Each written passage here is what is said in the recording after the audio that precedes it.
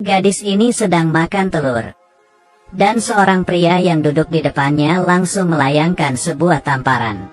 Dia yang ketakutan pun menangis. Tapi kamu sama sekali tidak bisa membayangkannya. Dia sendirian menghadapi segerombolan serigala. Tanpa ekspresi membantai mereka semua. Jae-yun dari kecil sudah diubah oleh organisasi misterius. Dia tidak hanya memiliki IQ yang super tinggi, tapi juga bisa menggunakan pikiran untuk mengendalikan benda. Jae-yun adalah percobaan yang paling berhasil. Karena dia terlalu kuat, tim takut untuk tidak bisa mengendalikannya dan bersiap untuk menghancurkannya. Tapi Jae-yun sudah kabur duluan. Tim organisasi mengejarnya sepanjang malam, tapi tetap saja tidak bisa terkejar. 10 tahun pun berlalu. Jae-yun diadopsi oleh pasangan petani yang baik hati dan menjadi anak petani seperti orang biasa. Ia juga lupa dengan kejadian 10 tahun yang lalu. Terkadang kepalanya bisa tiba-tiba terasa sangat sakit, tapi hal yang menakutkan tetap datang. Tim organisasi akhirnya menemukannya. Nobleman bertanya apakah dia masih ingat dengan dirinya.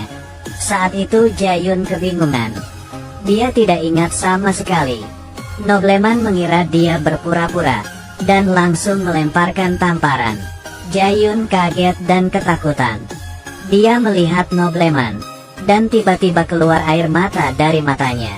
Nobleman saat itu mengetahui gadis di depannya benaran hilang ingatan. Ternyata sebelumnya Jae-yun mengikuti sebuah acara. Hal ini membuat profesor menemuinya. Jae-yun yang pulang ke rumah menonton acara perlombaannya bersama orang tuanya. Tapi ayahnya tidak senang karena di saat Jae-yun tampil, ia melayangkan mikrofon. Ayahnya tahu ini bukanlah sulap. Dia dari kecil sudah memiliki kemampuan. Dia khawatir anaknya bisa dilukai orang jahat. Kepalanya yang sangat sakit membuat Jae-yun terbangun. Di saat dia berjalan keluar dari kamar, sebuah pistol mengarah ke kepalanya. Sahabatnya juga sudah menjadi tahanan. Seorang pria dengan bekas luka muncul. Dia bertanya Jae-yun apakah dia seorang penyihir. Ternyata mereka adalah tim organisasi misterius. Jae-yun tidak berhentinya menjelaskan. Dirinya bukanlah orang yang mereka cari. Pria itu langsung menyuruh bawahannya untuk melukai leher sahabatnya. Saat itu pandangan Jae-yun langsung berubah. Dengan satu gerakan dia langsung merebut pistol. 1 tembakan, 2 tembakan, 3 tembakan. 1 tembakan membunuh 1 orang. Berbeda sekali dengan dirinya yang tadi sangat lemah. Saat itu Nobleman muncul. Dia memperingati Jae-yun. Jika tidak pergi dengannya, dia akan membunuh orang tuanya. Dia mengatakan asal mula luka di kepalanya muncul. Ini adalah perbuatanmu di saat itu. Tapi Jae-yun sama sekali tidak mengingatnya. Tapi demi keamanan orang tuanya, Jae-yun hanya bisa menurutinya dan datang ke laboratorium tim. Dia diikat di atas kursi. Saat itu Jae-yun tidak bisa melakukan apa-apa. Dan profesor muncul. Dia terus menunggu hari ini datang. Tapi Jae-yun masih tidak mengingat apa-apa. Bawahannya mengeluarkan sebuah suntikan dan menusuknya dengan kuat ke Jae-yun. Kemudian tatapan Jae-yun mulai berubah. Dia seperti mulai mengingat segalanya. Ternyata saat itu tim organisasi tidak melanjutkan mencarinya. Karena percobaan ini tiap waktu harus menusuknya ramuan. Kalau tidak dia akan meledak. Tapi Jae-yun berbeda. Dia tidak mati tapi masih hidup selama 10 tahun. Hal ini membuat profesor menjadi semangat. Karena Jae-yun adalah percobaannya yang paling berhasil. Untuk membuatnya kembali mengingat segala hal. Dia menusuki Jae-yun suntikan lagi. Tapi obat ini hanya bertahan sebulan. Ini juga digunakan untuk mengendalikan kemampuannya. Jae-yun yang ingatannya mulai pulih menjadi berbeda dengan dirinya yang dulu. Di saat profesor menyadarinya, semua sudah terlambat. Gadis ini hanya dengan 1 pukulan langsung membunuh bawahannya. Untuk menghalanginya, profesor menyuruh bawahannya untuk mengeluarkan gas tidur. Jae-yun yang memiliki kemampuan langsung datang ke belakang Profesor. Sudah lama tidak ketemu Profesor. Jae-yun pun mengatakan kebenarannya kepadanya. Ternyata selama ini dia tidak lupa ingatan.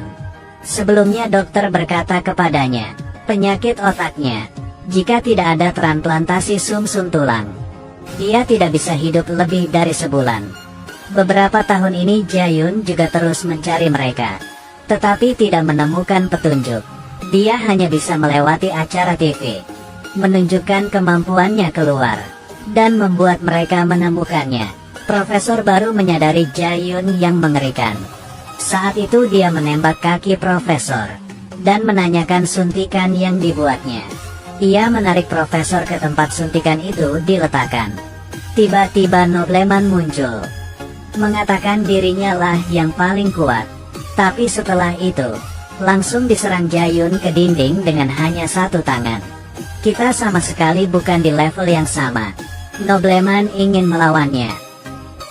Ia memegang kaki Jae-yun dan mulai menyerangnya, tapi kecepatannya tidak sebanding dengan Jae-yun. Meski kekuatannya kuat, tapi sama sekali tidak mengenai Jae-yun. Saat itu Jae-yun menangkap Nobleman dan melemparnya ke pintu. Mereka sama sekali bukan di level yang sama. Jae-yun hanya menamparkan beberapa kali. Nobleman ingin melawannya tapi ditendang oleh Jae-yun, dan pistol diambil oleh Jae-yun. Satu tembakan mengenai kaki Profesor yang ingin kabur.